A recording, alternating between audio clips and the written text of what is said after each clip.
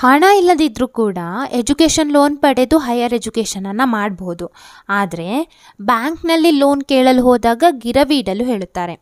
ಸರ್ಕಾರದಿಂದ ಯಾವುದೇ ಸೆಕ್ಯುರಿಟಿ ಇಲ್ಲದೆ ಲೋನನ್ನು ಪಡೆಯಬಹುದು ಮತ್ತು ಎಜುಕೇಷನ್ ಲೋನ್ನ ಮೇಲಿನ ಇಂಟ್ರೆಸ್ಟ್ನ ಮೇಲೆ ಸಬ್ಸಿಡಿ ಕೂಡ ಪಡೆಯಬಹುದು. ಎಜುಕೇಷನ್ ಲೋನ್ ಪಡೆಯುವುದರಿಂದ ಹಲವಾರು ಪ್ರಯೋಜನಗಳಿವೆ. ಒಂದು, ಎಜುಕೇಷನ್ ಲೋನ್ನಿಂದ ನೀವು ಎಜುಕೇಷನನ್ನು ಪಡೆಯುತ್ತೀರಾ ಮತ್ತು ನಿಮ್ಮ ಇನ್ಕಮ್ ಕೂಡ ಜಾಸ್ತಿ ಆಗ್ತದೆ.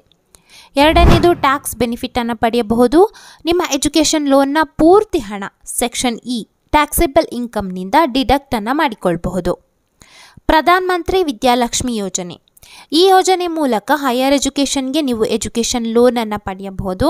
ಪ್ರಧಾನ ಮಂತ್ರಿ ವಿದ್ಯಾಲಕ್ಷ್ಮಿ ಯೋಜನೆಯ ಅಡಿಯಲ್ಲಿ ಲಿಸ್ಟ್ ಆಗಿರುವಂತಹ 860 ಇನ್ಸ್ಟಿಟ್ಯೂಟ್ಗಳಲ್ಲಿ ನೀವು ಅಡ್ಮಿಷನ್ ಪಡೆದಿದ್ದರೆ ಈ ಯೋಜನೆಯ ಬೆನಿಫಿಟನ್ನು ಪಡೆಯಬಹುದು.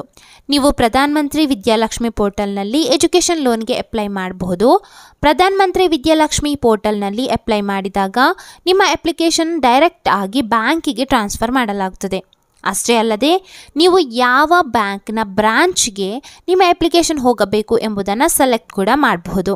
ಈಗ ನಿಮ್ಮಲ್ಲಿ ಒಂದು ಪ್ರಶ್ನೆ ಉಂಟಾಗಿರ್ಬೋದು, ಪ್ರಧಾನ ಮಂತ್ರಿ ವಿದ್ಯಾಲಕ್ಷ್ಮಿ ಯೋಜನೆಯ ಅಡಿಯಲ್ಲಿ ಲಿಸ್ಟ್ ಆಗಿರುವಂತಹ 860 ಇನ್ಸ್ಟಿಟ್ಯೂಟ್ಗಳು ಯಾವುದು? ನೀವು ಬ್ರೌಸರ್ನಲ್ಲಿ NIRF ರ್ಯಾಂಕಿಂಗ್ 2025 ಅಂತ ಟೈಪ್ ಮಾಡಿ ನ್ಯಾಷನಲ್ ಇನ್ಸ್ಟಿಟ್ಯೂಟ್ ರ್ಯಾಂಕಿಂಗ್ ಫ್ರೇಮ್ವರ್ಕ್ ವೆಬ್ಸೈಟನ್ನು ಓಪನ್ ಮಾಡಿ. ಇದು ಮಿನಿಸ್ಟ್ರಿ ಆಫ್ ಎಜುಕೇಷನ್ನ ವೆಬ್ಸೈಟ್ ಆಗಿರುತ್ತದೆ. ಇಲ್ಲಿ ಭಾರತದ ಎಲ್ಲ ಇನ್ಸ್ಟಿಟ್ಯೂಟ್ಗಳಿಗೆ ರ್ಯಾಂಕಿಂಗನ್ನು ಕೊಡಲಾಗುತ್ತದೆ. ಇಲ್ಲಿ ನೀವು ಓವರಾಲ್, ಯೂನಿವರ್ಸಿಟಿ ಅಥವಾ ಕಾಲೇಜ್ ಹಾಗೆ ಪರ್ಟಿಕ್ಯುಲರ್ ಫೀಲ್ಡ್ ವೈಸ್ ಕೂಡ ಇನ್ಸ್ಟಿಟ್ಯೂಟ್ಗಳನ್ನು ಚೆಕ್ ಮಾಡಬಹುದು. ಈಗ ನಾವು ಯೂನಿವರ್ಸಿಟಿಯ ಮೇಲೆ ಕ್ಲಿಕ್ಕನ್ನು ಮಾಡುವ. ಇಲ್ಲಿ ಯೂನಿವರ್ಸಿಟಿಗಳ ಹೆಸರನ್ನು ನೋಡಬಹುದು. Indian institute of science Bengaluru ಇದು ಫಸ್ಟ್ ರ್ಯಾಂಕ್ನಲ್ಲಿ ಇದೆ. ಈ ರೀತಿಯಾಗಿ ನೀವು ಫೀಲ್ಡ್ ವೈಸ್ ಕೂಡ ಚೆಕ್ ಮಾಡಬಹುದು.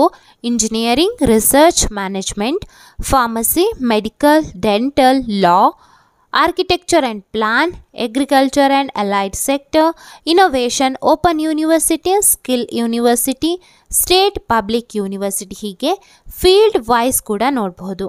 ನೀವು ಅಡ್ಮಿಷನ್ ಆಗಿರುವಂತಹ ಕಾಲೇಜ್ ಇಲ್ಲಿ ಕೊಟ್ಟಿರುವ ಲಿಸ್ಟ್ನಲ್ಲಿ ಇದ್ದರೆ ನೀವು ಸರ್ಕಾರದ ಪ್ರಧಾನ ಮಂತ್ರಿ ವಿದ್ಯಾಲಕ್ಷ್ಮಿ ಯೋಜನೆಯ ಅಡಿಯಲ್ಲಿ ಎಜುಕೇಷನ್ ಲೋನನ್ನು ಪಡೆಯಬಹುದು ಮತ್ತು ಸಬ್ಸಿಡಿಯನ್ನು ಕೂಡ ಪಡೆಯಬಹುದಾಗಿರುತ್ತದೆ. ಯಾವುದೇ ಕೊಲ್ಯಾಟ್ರಲ್ ಇಲ್ಲದೆ ಇಲ್ಲಿ ಲೋನನ್ನು ಪಡೆಯಬಹುದು. ಈಗ ಎಜುಕೇಷನ್ ಲೋನ್ನ ಮೇಲೆ ಎಷ್ಟು ಸಬ್ಸಿಡಿಯನ್ನು ಪಡೆಯಬಹುದು ನೋಡೋಣ. ನೀವು ಟೆಕ್ನಿಕಲ್ ಅಥವಾ ಪ್ರೊಫೆಷ್ನಲ್ ಕೋರ್ಸ್ ಮಾಡುತ್ತಿದ್ದರೆ ನಿಮ್ಮ ಫ್ಯಾಮಿಲಿಯ ವಾರ್ಷಿಕ ಆದಾಯ 4.5 ಲಕ್ಷ ಇದ್ದಾಗ 100% ಸಬ್ಸಿಡಿಯನ್ನು CSIS ಯೋಜನೆಯ ಮೂಲಕ ಪಡೆಯಬಹುದು. ಸೆಂಟ್ರಲ್ ಇಂಟ್ರೆಸ್ಟ್ ಸಬ್ಸಿಡಿ ಸ್ಕೀಮ್ನ ಮೂಲಕ 100% ಬಡ್ಡಿಯ ಮೇಲೆ ನೀವು ಸಬ್ಸಿಡಿಯನ್ನು ಪಡೆಯಬಹುದು. ಉದಾಹರಣೆಗೆ ನಿಮ್ಮ ಕೋರ್ಸ್ 2 ವರ್ಷದಾಗಿರುತ್ತದೆ ಮತ್ತು ನೀವು ಎಜುಕೇಷನ್ ಲೋನನ್ನು ಪಡೆದಿರುತ್ತೀರಾ. ಬ್ಯಾಂಕಿಗೆ 2 ವರ್ಷ ನಿಮ್ಮ ಕೋರ್ಸ್ನ ಅವಧಿ ಮತ್ತು 1 ವರ್ಷ ಒಟ್ಟು 3 ವರ್ಷದ ತನಕ ಲೋನ್ ರೀಪೇಮೆಂಟ್ ಮಾಡಬೇಕಾಗಿರುವುದಿಲ್ಲ. 3 ವರ್ಷದ ನಂತರ ಲೋನ್ ರೀಪೇಮೆಂಟ್ ಶುರು ಮಾಡಬೇಕಾಗಿರುತ್ತದೆ. ಇನ್ನು ಈ 3 ವರ್ಷದಲ್ಲಿ ಬಡ್ಡಿಯನ್ನು ಲೆಕ್ಕ ಹಾಕಲಾಗುತ್ತದೆ ಮತ್ತು ಅದನ್ನು 3 ವರ್ಷದ ನಂತರ ನೀವು ಕಟ್ಟಬೇಕಾಗಿರುತ್ತದೆ. 4ನೇ ವರ್ಷದಲ್ಲಿ ನೀವು ಲೋನ್ ರೀಪೇಮೆಂಟ್ ಶುರು ಮಾಡಿದಾಗ ಕಳೆದ 3 ವರ್ಷದಲ್ಲಿ ಲೆಕ್ಕ ಹಾಕಲಾದ ಇಂಟ್ರೆಸ್ಟನ್ನು ಸರ್ಕಾರ ಪಾವತಿ ಮಾಡುತ್ತದೆ. 3 ವರ್ಷದಲ್ಲಿ ಲೆಕ್ಕ ಹಾಕಲಾದ ಇಂಟ್ರೆಸ್ಟನ್ನು ಇಲ್ಲಿ 100% ಸರ್ಕಾರದ ಸಬ್ಸಿಡಿಯ ಮೂಲಕ ಕವರ್ ಮಾಡಿಕೊಳ್ಳಬಹುದು. ಇನ್ನು ಅದರ್ ಕೋರ್ಸ್, ಡಿಪ್ಲೊಮೊ, ಪದವಿ ಕೋರ್ಸ್ಗಳಿಗೆ ಪ್ರಧಾನ ಮಂತ್ರಿ ವಿದ್ಯಾಲಕ್ಷ್ಮಿ ಯೋಜನೆಯ ಮೂಲಕ 3% ಬಡ್ಡಿಯ ಮೇಲೆ ಸಹಾಯಧನವನ್ನು ಪಡೆಯಬಹುದು. ಈ ಮೊದಲು ಹೇಳಿರುವ ಉದಾಹರಣೆಯಂತೆ ನಿಮ್ಮ ಕೋರ್ಸ್ 2 ವರ್ಷದಾಗಿರುತ್ತದೆ ಮತ್ತು 1 ವರ್ಷ ಒಟ್ಟು 3 ವರ್ಷಕ್ಕೆ 9% ಇಂಟ್ರೆಸ್ಟನ್ನು ಲೆಕ್ಕ ಹಾಕಲಾಗಿರುತ್ತದೆ. ಈ 9%ನಲ್ಲಿ 3% ಇಂಟ್ರೆಸ್ಟಿಗೆ ಸಬ್ಸಿಡಿಯನ್ನು ಪಡೆಯಬಹುದು. ಇನ್ನುಳಿದ 6% ಇಂಟ್ರೆಸ್ಟನ್ನು ನೀವು ಪೇ ಮಾಡಬೇಕಾಗಿರುತ್ತದೆ. ನಿಮ್ಮ ಕುಟುಂಬದ ವಾರ್ಷಿಕ ಆದಾಯ 4.5 ಲಕ್ಷದಿಂದ 8 ಲಕ್ಷದವರೆಗೆ ಇದ್ದಲ್ಲಿ ಟೆಕ್ನಿಕಲ್ ಮತ್ತು ಪ್ರೊಫೆಷನಲ್ ಕೋರ್ಸಿಗೆ ಎಜುಕೇಷನ್ ಲೋನ್ನ ಇಂಟ್ರೆಸ್ಟ್ನ ಮೇಲೆ 3% ಸಬ್ಸಿಡಿಯನ್ನು ಪ್ರಧಾನ ಮಂತ್ರಿ ವಿದ್ಯಾಲಕ್ಷ್ಮಿ ಯೋಜನೆಯ ಮೂಲಕ ಪಡೆಯಬಹುದು. ಅದೇ ರೀತಿ ಅದರ್ ಕೋರ್ಸ್ ಮಾಡುತ್ತಿದ್ದರೆ ಡಿಪ್ಲೊಮೊ ಅಥವಾ ಪದವಿ ಕೋರ್ಸ್ಗಳಿಗೆ 3% ಇಂಟ್ರೆಸ್ಟ್ ಸಬ್ವೆನ್ಷನನ್ನು ಪ್ರಧಾನ ಮಂತ್ರಿ ವಿದ್ಯಾಲಕ್ಷ್ಮಿ ಯೋಜನೆಯ ಅಡಿಯಲ್ಲಿ ಪಡೆಯಬಹುದಾಗಿರುತ್ತದೆ.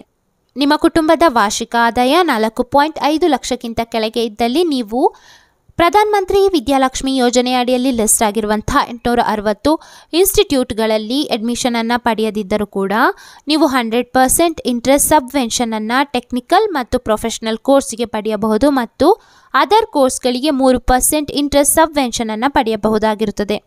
ತಾಂತ್ರಿಕ ಮತ್ತು ವೃತ್ತಿಪರ ಕೋರ್ಸ್ಗಳನ್ನು ಕಲಿಯುತ್ತಿರುವವರ ಕುಟುಂಬದ ವಾರ್ಷಿಕ ಆದಾಯ 4.5 ಲಕ್ಷದವರೆಗೆ ಇರುವವರು 10 ಲಕ್ಷದವರೆಗಿನ ಎಜುಕೇಷನ್ ಲೋನನ್ನು ಪಡೆಯಬಹುದು ಮತ್ತು ಲೋನ್ನ ಮೇಲೆ ಸಬ್ಸಿಡಿಯನ್ನು ಕೂಡ ಪಡೆಯಬಹುದು.